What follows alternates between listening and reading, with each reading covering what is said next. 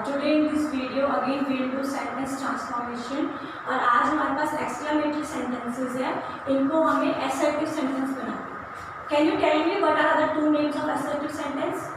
मैंने इससे पहले 2-3 वीडियोस डाली है, उसमें हमने बताया कि असर्टिव सेंटेंस के 3 नाम हैं। क्या आप मुझे बता पाओगे? और अगर आप बता पाओगे तो वेरी गुड, इसका मतलब आप बहुत ध्यान से सुन रहे हो। और अगर आप नहीं बताते तो इसका मतलब आप लोग बिल्कुल भी ध्यान से स्टडी नहीं कर रहे हो। असर्टिव सेंटेंस को हम 2 और नाम से जानते हैं, या तो हम उसको स्टेटमेंट कहते हैं या हम इनको डिक्लेरेटिव सेंटेंस कहते हैं, राइट। असर्टिव सेंटेंस के 3 नाम। सो आज हम एक्सक्लेमेटरी सेंटेंसेस को असर्टिव सेंटेंस बनाएंगे। सबसे पहली बात हमें क्या करना है स्टूडेंट्स, हमको इंटरजेक्शन जो इसमें है उस वर्ड्स को हम नहीं लेंगे। इंटरजेक्शन शब्द को हम जब असर्टिव बनाएंगे तो उनको हम रिमूव कर देंगे, हम उस वर्ड्स को यूज नहीं करेंगे, पहली बात। सेकेंड, हमें इसमें एडवर्ब्स यूज करना पड़ेगा, क्योंकि जब हम एक्सक्लेमेटरी बनाते हैं तो हम उस बात को बहुत ज़्यादा हाईलाइट करते हैं। उस हाईलाइट को हमें असर्टिव सेंटेंस में या तो आप सो वर्ड यूज करके करो, जैसे शी इज सो टॉल, या आप वेरी वर्ड यूज करो, that is very long poem. तो सो हो सकता है, वेरी हो सकता है, मच हो सकता है। इस प्रकार एडजेक्टिव्स और एडवर्ब लेंगे हम और फिर अपना असर्टिव सेंटेंस बनाएंगे। ये आपका सेकंड पॉइंट। तो सेंटेंस को हाईलाइट करने के लिए, फीलिंग को एम्फसाइज करने के लिए हमें एडजेक्टिव या एडवर्ब लेना पड़ेगा। ये वेरी भी हो सकता है, VERY, ये मच भी हो सकता है, ये SO सो भी हो सकता है, और ये TOO टू भी हो सकता है। नेक्स्ट है आपका चेंज द ऑर्डर, मतलब सेंटेंस का ऑर्डर चेंज करना है। हमें सबसे पहले यहाँ पे सब्जेक्ट लेना पड़ेगा, जो सेंटेंस का ऑर्डर होता है। सब्जेक्ट, हेल्पिंग वर्ब लेना पड़ेगा, वर्ब लेना पड़ेगा, ऑब्जेक्ट लेना पड़ेगा, क्योंकि हमें उसको सिंपल सेंटेंस बनाना है। तो हो सकता है हमें वर्ड्स को भी चेंज करना पड़ेगा। और ये तो बहुत ईजी है, आप एक्सक्लेमेटरी साइन हटा देंगे, एक्सक्लेमेटरी साइन हटा दो और एंड में आप फुल स्टॉप यूज करोगे, क्योंकि असर्टिव सेंटेंसेस के एंड में फुल स्टॉप होता है, इसलिए हमें यूज करना है। बेटे असर्टिव सेंटेंस को हम 2 भाग में और डिवाइड करते हैं, या वो अफर्मेटिव होता है या वो नेगेटिव होता है, ठीक है। असर्टिव सेंटेंसेस को अफर्मेटिव भी हो सकता है वो, और वो नेगेटिव भी हो सकता है।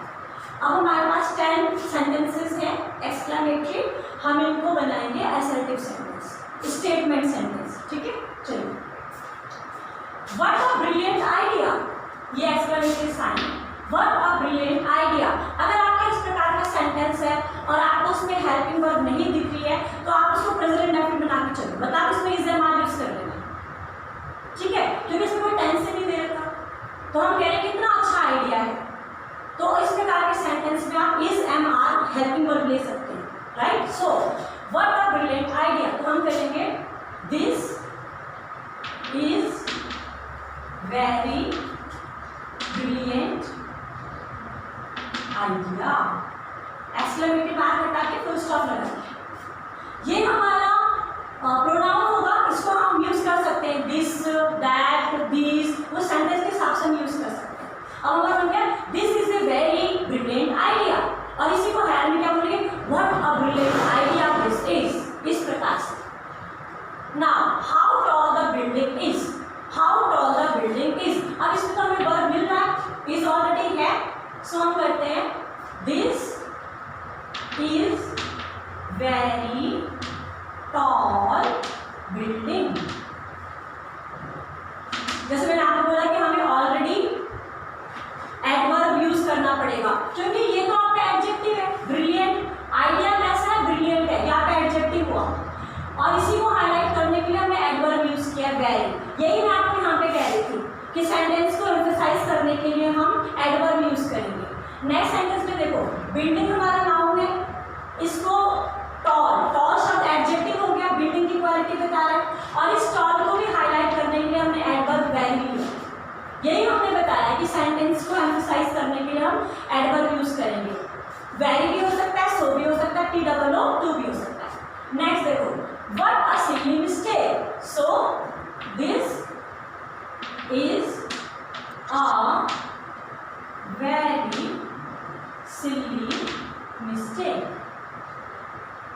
फुल स्टॉप लगाएंगे और एक्सक्लेमेटरी मार्क हटाएंगे, तो this is a very silly mistake, ये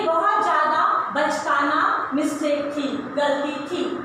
ना अब अगर हमने यहाँ पे नहीं दे रखा, अगर ये आइडियाज होता तो हम यहाँ पे दीज लगाते, अगर ये आइडियाज होता तो हम यहाँ पे दीज लगाते, क्योंकि फिर हमें प्लूरल चाहिए था।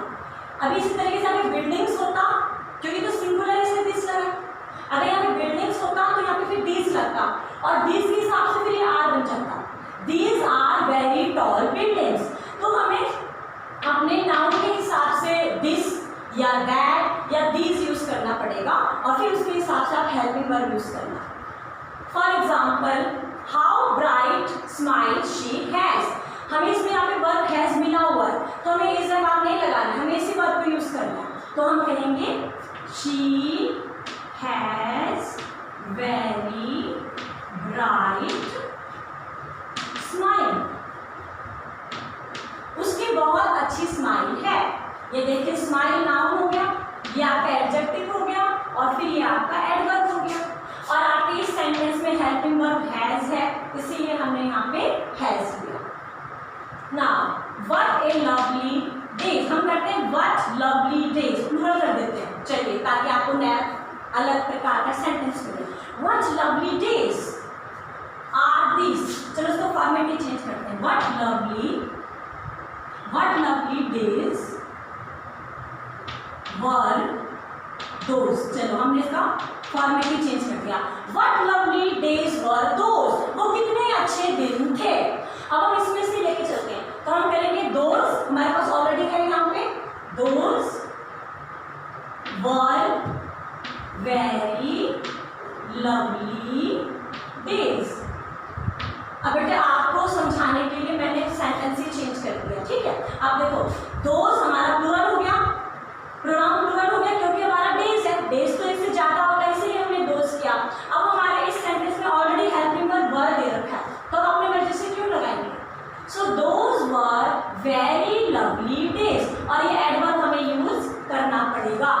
ऐसे भी हो सकता है those were so lovely days, आप अगर सो लगाओगे तो भी ठीक है, those were so lovely days, इतने अच्छे दिन हुआ करते थे वे, like that. Now, what a wonderful personality she has. अब इस सेंटेंस में हमारे पास हेल्पिंग वर्ब है कि उसकी कितना अच्छा पर्सनालिटी है, उसका कितना अच्छा व्यक्तित्व है, हिंदी में व्यक्तित्व होता है, ठीक है। सो शी, हमें यहाँ से प्रोनाउन, हमें यहाँ सब्जेक्ट लेना होगा, सब्जेक्ट आपका प्रोनाउन भी हो सकता है और आपका नाउन भी हो सकता है, वो डिपेंड करता है कि आपको सेंटेंस क्या दे रखा है। अब यहाँ पे हमारा सब्जेक्ट क्या है, शी है, she has very wonderful personality. ये देखिए पर्सनैलिटी हमारा अब्स्ट्रैक्ट नाउन है, ये अब्स्ट्रैक्ट नाउन है, इसको हम काउंट नहीं कर सकते, इसको हम महसूस कर सकते हैं। किसी का व्यवहार कैसा है, उसका व्यवहार दया वाला है, हम उसकी दया को महसूस करते हैं, उसका व्यवहार कैसा मदद करने वाला है, हम उसकी मदद को महसूस करते हैं। तो पर्सनैलिटी अब्स्ट्रैक्ट नाउन है। अभी नाउन हुआ तो वंडरफुल इसका एडजेक्टिव है, पर्सनैलिटी कैसी है, वंडरफुल है, एडजेक्टिव हो गया। अब ये वंडरफुल भी कैसा है, वेरी वंडरफुल, फिर आपका एडवर्ब हो गया।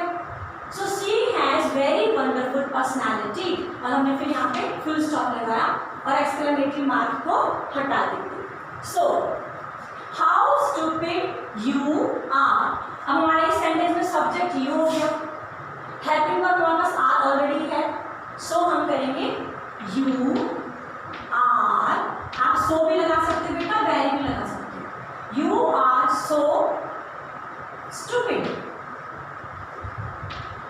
फुल स्टॉप लगाएंगे। अब आपकी मर्जी है, यू आर सो स्टूपिड करना है या यू आर वेरी स्टूपिड करना है, क्योंकि हमें इसको हाईलाइट करना है, हमने एडवर्ब भी यूज करना है, right. Now what a nice gift, अब इस सेंटेंस में हमें कोई भी हेल्पिंग वर्ब नहीं दे रखा, सो हम इस वर्ब से यूज करेंगे, ठीक है। और गिफ्ट है तो हम इस लगाएंगे, सो व्हाट अ नाइस गिफ्ट, तो हम कहेंगे this is very nice gift, this is a, क्योंकि यहाँ पे ऑलरेडी ए गिवन है ना, this is a very nice gift, ये बहुत अच्छा उपहार है, हिंदी में गिफ्ट को उपहार कहते हैं, यह बहुत अच्छा उपहार है। Now wow it is amazing. Amazing होता है कोई चीज़ बहुत रुचिकर होती है, मनोहारी होता है, तो हम अमेजिंग वर्ड यूज करते हैं। अब कहते हैं वाओ इट इज अमेजिंग, तो हम क्या करेंगे? It is very amazing. Simple है क्योंकि हमें यहाँ पे ऑलरेडी इज दे रखा है, हेल्पिंग वर्ब है, so it is very amazing. हमने बस वेरी ऐड किया है क्योंकि एक्सप्लेनेटरी सेंटेंस है तो एम्फसाइज करने के लिए हमने वहाँ पे वेरी ऐड किया। अब लास्ट सेंटेंस है बच्चों, oh no he has failed. अब इस सेंटेंस में क्या है? आपको फेल वर्ड से पता चल रहा होगी दुख की बात है ना, क्योंकि फेल होना तो दुख की बात होती है। So oh no he has failed. अब हम इस सेंटेंस को देखते हैं, हमारे पास सब्जेक्ट भी है, हमारे पास हेल्पिंग वर्ब भी है, सो हम इसे क्या करेंगे? Oh no he has failed, हम करेंगे ही हैज फेल्ड।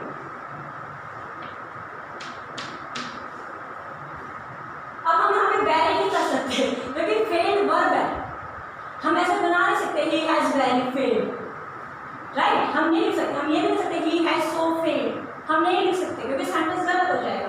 हम बस ये लिखते हैं ही हैज फेल्ड। अब अगर इस सेंटेंस का कोई कहेगा एक्सक्लेमेटरी बनाओ तो हमें पता चल रहा है कि दुख की बात है, तो हम बोलेंगे oh no he has failed या अल्लाह ही हैज फेल्ड। लेकिन हम यहाँ पे एम्फेटिक बनाने के लिए अपने मर्जी से हम वेरी या सो लगाएंगे तो सेंटेंस ग्रामेटिकली रॉन्ग हो जाएगा। सो बेटे आज हम लोगों ने 10 एक्सक्लेमेटरी सेंटेंसेस को असर्टिव बनाया, ठीक है, और हमने यहाँ पे आपको रूल्स भी दे रखे हैं।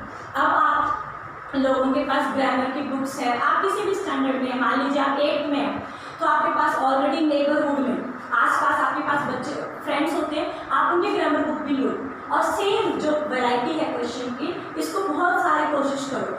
बेटा अगर आप 50-60 क्वेश्चन करोगे तो भी मैं कहूँगी कि कम है, आपको बहुत ज़्यादा प्रैक्टिस करनी चाहिए, फिर आपको ये चीज़ आएगी।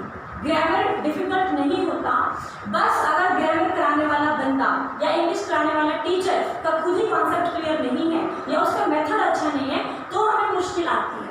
पर अगर आपको मेथड समझ में आ रहा है ये एक बात है, ठीक है, मेथड समझ में आना एक बात है, तो 50% आपकी जीत हो चुकी होगी। लेकिन 50% जीत हमारी डिपेंड करती है प्रैक्टिस के ऊपर। अब अगर आपको समझ में आ गया तो 50% आप लकी हो कि आपके पास एक ऐसा टीचर है जो आपको समझा रहा है, लेकिन 50% आपकी मेहनत है। जब तक आप लोग प्रैक्टिस नहीं करेंगे बेटे आपको रिजल्ट नहीं आएगा। और केवल 10 सेंटेंस से प्रैक्टिस नहीं होगा, आपको अपने फ्रेंड्स की ग्रामर बुक्स लेनी पड़ेंगी और आपको बहुत सारा प्रैक्टिस करना पड़ेगा। जब तक आपका दिल नहीं कहता, जब तक आपके दिल से आवाज़ आनी चाहिए कि हाँ अब मैं एक्सक्लेमेटरी सेंटेंस बोल भी सकती हूँ, अब मैं एक्सक्लेमेटरी सेंटेंस लिख भी सकती हूँ। अगर आपके दिल से ऐसी आवाज़ आती है बेटा इट मीन्स आपने बहुत अच्छी प्रैक्टिस की है और आप इंग्लिश को लिख भी पाएंगे और बोल भी पाएंगे। मैं हर वीडियो में कहती हूँ कि इंग्लिश एक ऐसा सब्जेक्ट है जो लिखने के लिए नहीं बना है। इंग्लिश तभी सक्सेसफुल होगा अगर आपके टीचर आपको इंग्लिश बोलने के लिए भी निपुण करती है। अगर आपका टीचर आपको इंग्लिश बोलने में भी परफेक्ट करता है तो इट मीन्स आपका टीचर भी बहुत अच्छा है और आप तो टीचर से भी अच्छे हो क्योंकि आपने मैम का कहना माना और आप इंग्लिश बोलना आपने स्टार्ट किया। तो जितने भी लोग, जितने भी स्टूडेंट्स मेरे या टीचर्स इस वीडियो को देख रहे हैं या मेरे और भी सब्सक्राइबर्स वगैरह देखते हैं तो मैं आपसे रिक्वेस्ट कर रही हूँ बच्चों कि आपको इंग्लिश बोलना स्टार्ट करो। आपको जितना भी आपको आता है स्टार्ट करो और धीरे धीरे आप लोग बहुत अच्छा इंग्लिश भी बोलोगे और आपको ये रूल्स भी याद भी करने पड़ेंगे क्योंकि आपका बोलने में ही अल्टीमेटली आप रूल्स यूज़ करोगे और आपको वो इंग्लिश बोलना भी आएगा। Thank you.